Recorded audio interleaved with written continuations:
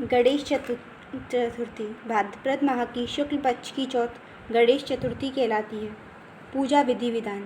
इस दिन प्रातःकाल स्नान आदि से निवृत्त होकर सोना, तांबा, चांदी, मिट्टी या गोबर से गणेश की मूर्ति बनाकर उसकी पूजा करनी चाहिए। पूजन के समय 21 मोदकों का भोग लगाते हैं तथा हरिद्रवा के 21 अंकों लेकर 2-2 करके निम्न 10 नामों पर चढ़ाने चाहिए। गताधिप, गौरी सुमन, अग्नाशक, एकदंत, ईशपुत्र, सर्वसिद्धिप्रद, विनायक, भगवंत, कुमार गुरु, इम्भव, वक्रत्राय और मूषक वाहन संत। तत्पश्चात 21 लड्डुओं में से 10 लड्डू ब्राह्मणों को दान देना चाहिए तथा 11 लड्डू स्वयं खाने चाहिए।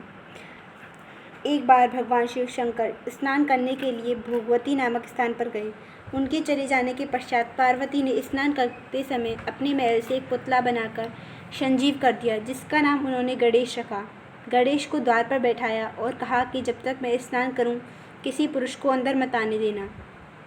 भोगवती पर स्नान करने के बाद जब भगवान शंकर आए तो गणेश जी ने उन्हें द्वार पर रोक दिया। क्रुद्ध होकर भगवान शंकर ने उसका सिर धड़ से अलग कर दिया और अंदर चले गए। पार्वती जी ने समझा कि भोजन में विलंब होने के कारण शंकर जी नाराज हैं।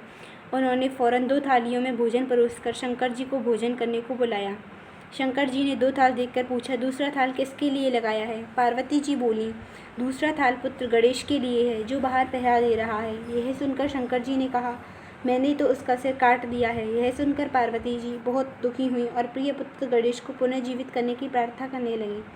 शंकर जी ने तुरंत पैदा हुए हाथी के बच्चे का सिर काटकर गणेश के धड़ से जोड़ दिया। तब पार्वती जी ने प्रसन्नतापूर्वक पति पुत्र को भोजन कराकर स्वयं भोजन किया। यह घटना भाद्रपद शुक्ल चतुर्थी को हुई थी, इसलिए इसका नाम गणेश चतुर्थी पड़ा। प्रणाम।